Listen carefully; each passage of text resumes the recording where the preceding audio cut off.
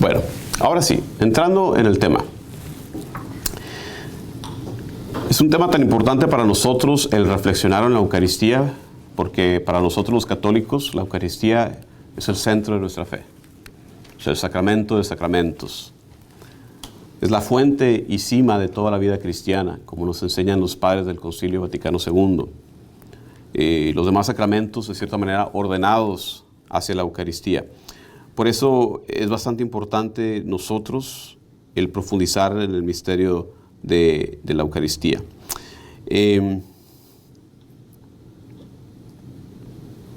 Vamos a ver. El Evangelio de Juan, escrito desde la perspectiva judía. Juan muy probablemente era de descendencia judía.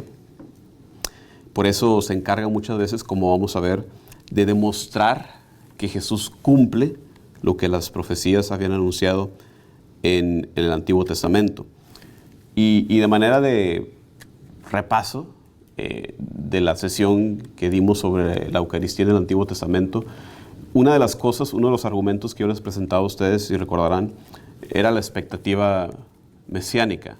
¿Qué esperaban los judíos en tiempos de Jesús sobre el Mesías? ¿Qué esperaban ellos? Que fuera como Un rey quizás. ¿Qué más? que nos salvara del yugo, Que sacara a los romanos, ¿verdad? ha sido a Moisés alguien que liberara. Bueno, ahorita vamos a hablar de eso. Ciertamente sí, había una parte de los judíos que esperaban eso. Incluso había partidarios dentro del judaísmo. Una cosa que hay que reconocer, que los judíos no son una masa homogénea de gente. Había varias sectas. Había una secta que se le denominaba los celotes, ¿verdad? Y un par de los apóstoles eran miembros de ellos. Se les llamaba así por el celo por la ley. El celo que tenían, no los celotes de esquites de comer, sí, ¿me explico? Los celotes con Z, por el celo por la ley. Y dentro de ese celo por la ley, su visión era esa, una visión más terrenal, de arrancar de ahí a los romanos, incluso por la fuerza.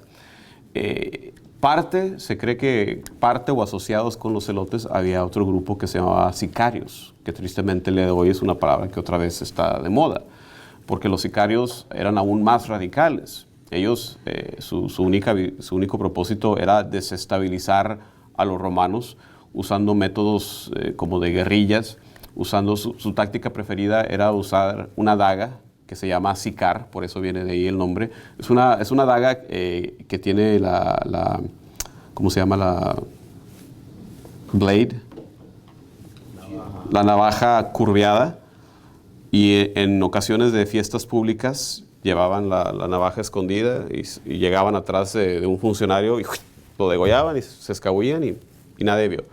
Y entonces era una de sus tácticas preferidas para desestabilizar la situación.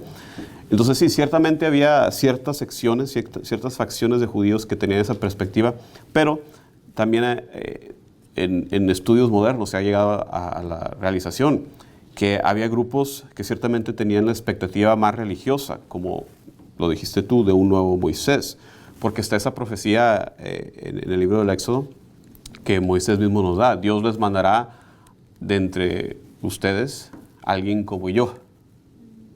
Ahí está la promesa. A él lo escucharán, a él sí lo escucharán, no como a Moisés, ¿verdad? Que siempre se estuvieron quejando, ¿verdad? Entonces ahí está esa promesa.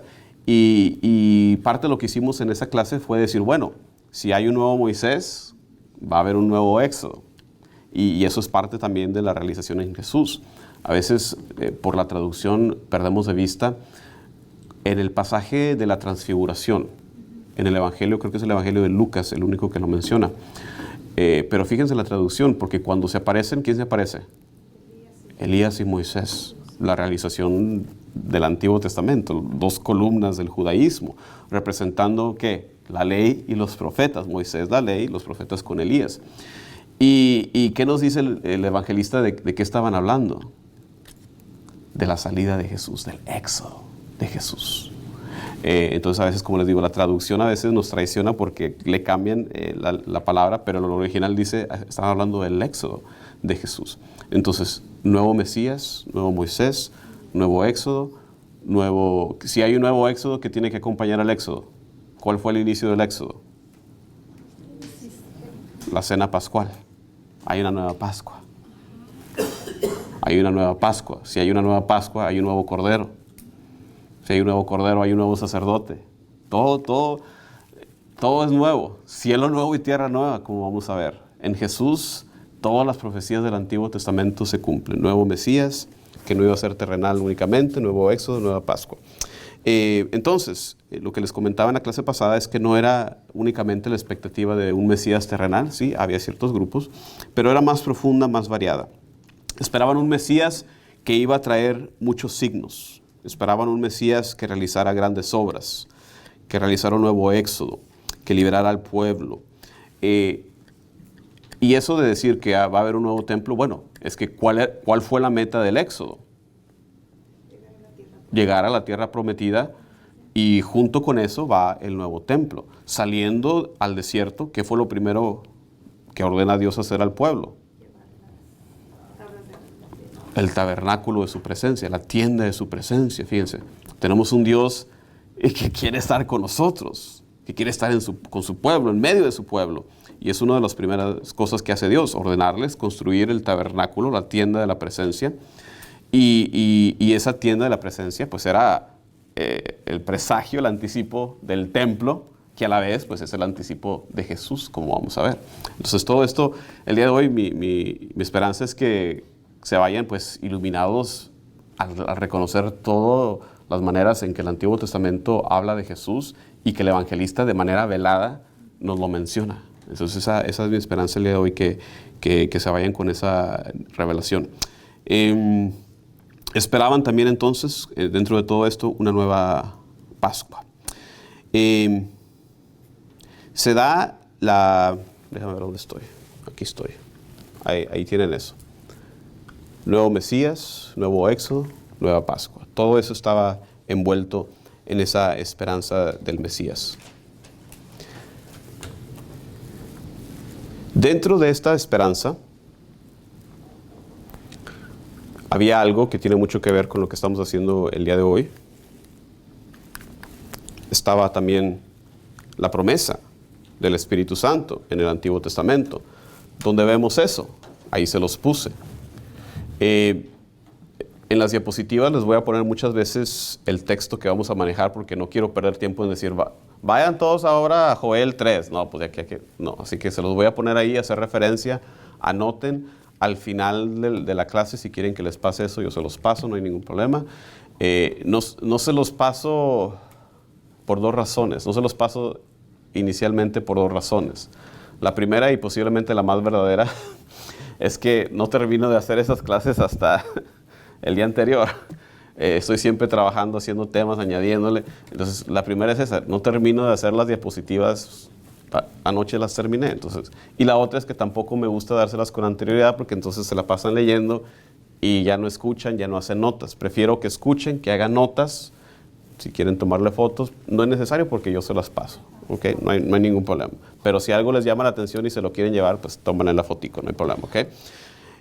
Promesa del Antiguo Testamento sobre el Espíritu Santo. El profeta Joel, capítulo 3 nos dice: después de esto, yo derramaré mi espíritu sobre todo mortal, y profetizarán sus hijos y sus hijas, sus ancianos tendrán sueños, sus jóvenes verán visiones, y hasta sobre siervos y siervas derramaré mi espíritu en aquellos días. Palabra de Dios. La promesa de que el Espíritu Santo vendría sobre unos pocos, no, sobre todos. Eso es importante, ¿verdad? Porque nosotros somos pues los gentiles, ¿verdad? Los que fuimos injertados ante el pueblo de la promesa. La promesa original es a los judíos. Pero entonces cuando vemos cosas como esas, hasta siervos y siervas, todos, ¿verdad? Es importante también ver la universalidad del llamado, ¿verdad? Que Dios nos llama a todos, y el día de hoy igualmente. No podemos excluir a nadie. Dios llama a todos. Entonces, la venida del Espíritu Santo ya estaba prefigurada en el Antiguo Testamento, y sobre todo también una de las maneras en que se ilustra más vivamente esta prefiguración es en el Éxodo, porque el Espíritu Santo estaba ahí en forma de nube.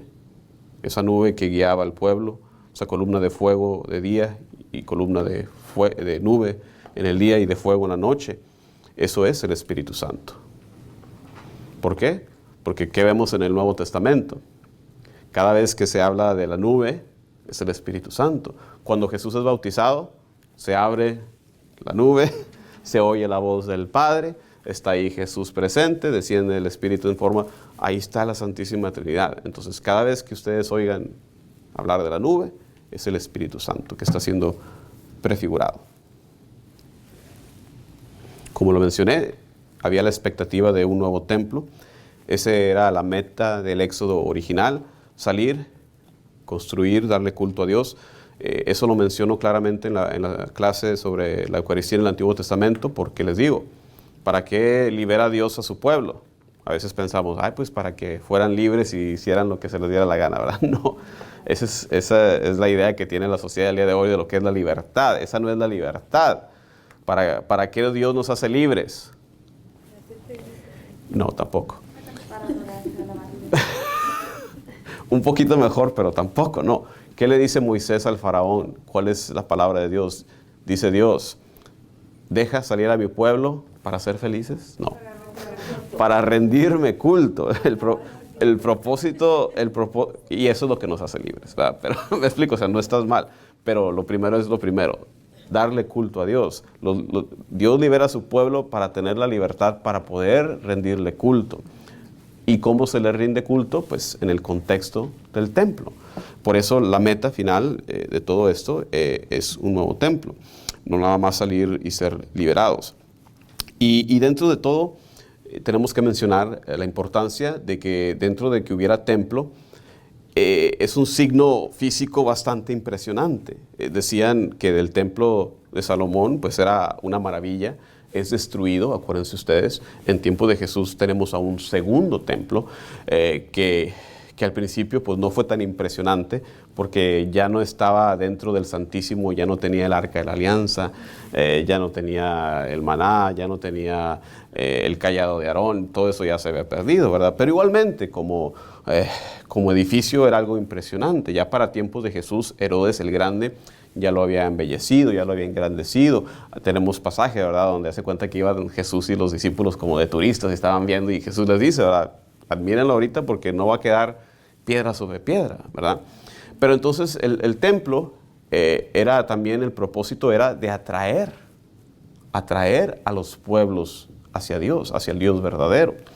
Ese era uno de los problemas, como vamos a ver, con Jesús tratando de expulsar a los vendedores, porque estaban instalados en el lugar dedicado a los gentiles, para que los gentiles vinieran a ofrecer sus oraciones.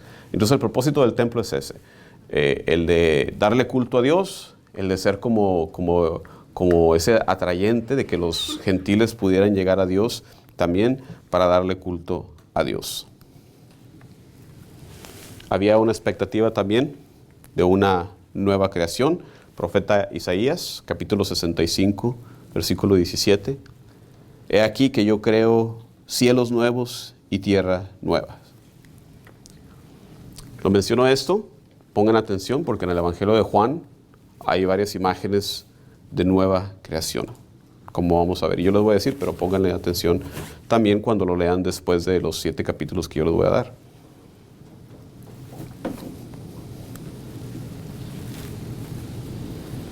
Entonces, esa es la expectativa que Juan da por hecho, que mencionamos también en la clase pasada.